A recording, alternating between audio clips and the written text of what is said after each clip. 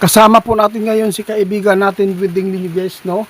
Ipapaabot na po natin sa lahat po ng mga magulang na makapanood po sa ipapaabot ng ating kaibigan. Alam kong marami pong mga magulang na hindi po ito nakakaalam na yung cellphone na ginagamit sa inyong mga anak, lalo na po yung bata na mag 3 months or 4 months, no? Bawal po ito gawin guys sa kanila. Kahit normal po siyang ipinanganak, kahit normal po yung pag-iisip nila, natatakot po yung ating kaibigan dahil po akala po ng iba na mga magulang ay nakapagbigay po ng kaligayahan sa isang anak natin na nakapanood lagi ng cellphone. Lalo na po yung mga makikita po natin doon sa cellphone, no, yung mga video tungkol po sa mga pangbibi na mga laro, no, mga cartoons. Yun number 1 guys. Gusto ko nga maipaabot sa inyo dahil po nagbabala po ang ating kaibigan na si Winding Linyo para sa mga magulang na hindi po nakakaalam. Okay lang po yung mga magulang na nakakaalam po dito. Kaibigan, maraming salamat at natugunan po ninyo ngayon po. Kasi hinihintay po nila na maipaabot po natin kung ano po daw ibig sabihin po ninyo na yung about sa bata at saka sa cellphone. Diyos ko. Guys, sabi ng ating kaibigan, marami po siyang nakikita ngayon na mga bata. Ipinanganak po daw sila na normal, no? Ngunit dahil po sa mga magulang na pinapanood po yung bata ng mga karton, basta lahat po ng mga pinapanood po sa mga bata po doon sa karton guys, na mga movie sa social media, ay nakapagbigay po ng karamdaman na para yung bata ay maging autism. Kadalasan po daw dito guys, nakikita po ng ating kaibigan. Bakit po ganito kaibigan?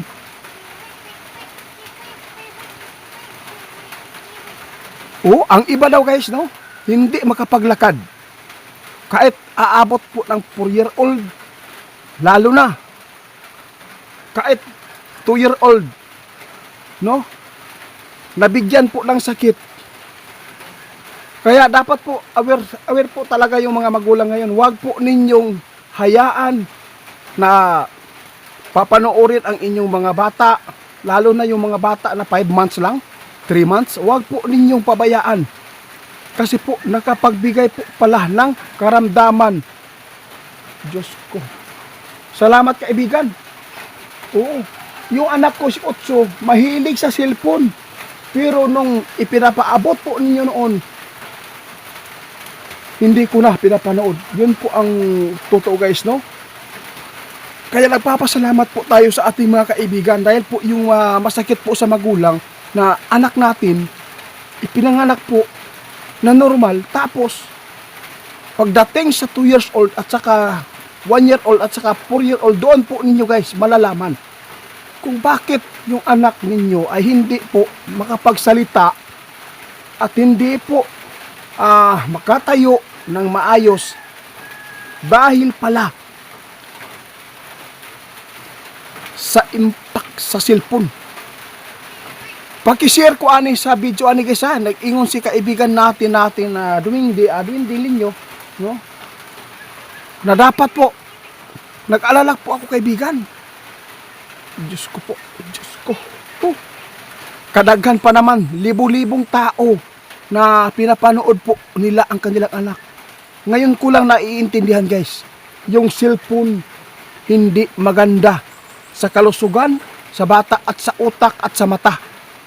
Dapat po talaga natin na i-share po ito. Kasi maraming mga magulang ngayon guys, kahit po aminin namin, kahit po kami guys, no? Grabe, linlang kami. Yung anak ko si Otso, nakapanood po yan. Nanood. Kasi kahit nasa iyak yung bata, kapag pinapanood po niyo yan, biglang huminto yung pag-iyak. Lalo na pag nakita po niya yung mga sounds at saka yung mga galawan po ng cartoons, no? Grabe. Iba talaga ang dating sa mga utak ng mga bata. Kaya nais kong i-share sa inyo sa ipinapaabot po ng ating kaibigan. Nasa inyo lang po mga magulang. Oo. Dapat ko lang ipaabot sa inyo ito. Baka po mayroong mga magulang na nakapanood nito, no? Maraming alam ko maraming mga bata ngayon na hindi pa makapagsalita kahit 3-year-old or 4-year-old. Kung sino man po yung tinatamaan sa bidyong ito, kung baka meron po kayong mga anak dyan na tulad na ipinapaabot ko, mula nang ipinanganak po nyo ay normal, tapos ay nagiging autism man o anuman po yung karamdaman po niya, ngayon dahil po sa cellphone yan. Tapos mas maganda, ito po ang payo ng ating kaibigan. Ano po ang dapat maganda po dyan i-ano sa kanila kaibigan? Ha? Totoo po? Mayroon pong payo si kaibigan, hanggat hindi pa lumala, no? Kung mayroon kayong mga anak dyan na 2-year-old, hindi pa makapagsalita ng maayos, hindi po makalakad ng maayos. At saka, kahit 4-year-old guys, grabe. Ito po ang advice ng ating kaibigan na dapat po ninyong gawin, ipaterapi na lang sa'yo. Therapy. Para ay maagapan agad na hindi pa lumala ang kanilang karamdaman. Sana po guys, maintindihan po ninyo ang nais namin na itulong sa mga magulang, no? Kaya pala yung cellphone, kung bakit maraming nagkakasakit po na mga tao, mga bata dahil sa cellphone. Mayroon pong ipapaabot si kaibigan natin Riding Lin tungkol hindi lang bata, pati pala sa atin na mga matatanda, lalo na pag lagi po nga nagbababad ng cellphone. Kaibigan, ano po bang epekto sa mga magulang, sa mga matanda na sa cellphone? Ano po bang makapagbigay po ng sakit sa amin yan?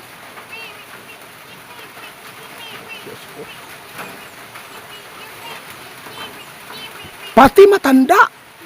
Grabe. Mayroong mga nagkaedad ng 18 years old guys na ang kanilang mata hindi na po malinaw, ang kanilang nakikita sa mga liter. Dahil sa paglalaro ng online games, matagal matulog, hindi na kumakain, at saka yung sinasabi po ng ating kaibigan, kagagawan po ng demonyo yung laro, no? Para yung utak natin ay ano po kaibigan? Oo, para malisuan ba? Kaya wala palang safety ang mga matanda na, no? Kadalasan po ngayon mga sakit ng mga matatanda, lalo na po yung gumagamit po ng mga cellphone lagi. Kamay po nila namamanhid, at saka laging masakit.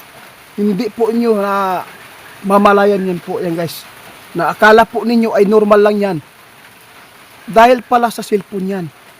Grabe, kung hindi po si kaibigan natin Riding Lin po ngayon nagpaabot, hindi po natin ito ma-share sa inyo, no? Nagpapasalamat po ako dahil po kahit po maulan, no, ay narito si kaibigan.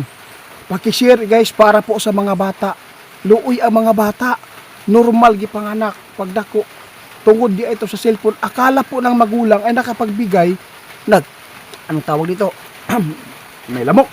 Ay naku po. Pasensya na kaibigan na pumasok yung lamok sa ilong ko. Oo nga. Guys, seryoso po ang ipinapaabot po namin, no? Kaluoy sa mga bata jud ay nagtuo manggod ta kanang cellphone, makaayo na sa mga bata nato nga makalipay sila na dili sila muhilak. Mas maganda pa guys, pinaiyak natin yung mga anak natin.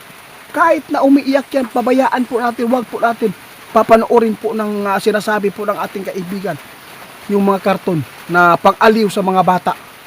Ay Ginoo ko, demonyo jud ay ng mga karton guys. Mao gyud ni ang ingon sa atong kaibigan.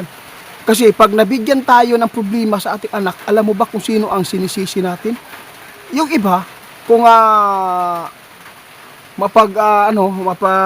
yung nagsusunod po sa utos ng Diyos, hindi po sila nanisisi, no? Hindi po sila nagsisisi sa Panginoon. Kundi lalo pa sila nga lumalapit. Pero yung mga tao na hindi totally na lumalapit sa Panginoon, hindi po mapanampalataya, yun po ang sinasabi ko na nilinlang po ng demonyo dahil po kapag mayroong problema ang sinisisi yung Panginoon. Kaya dapat po ingatan po natin, kaya niligaw tayo sa cellphone.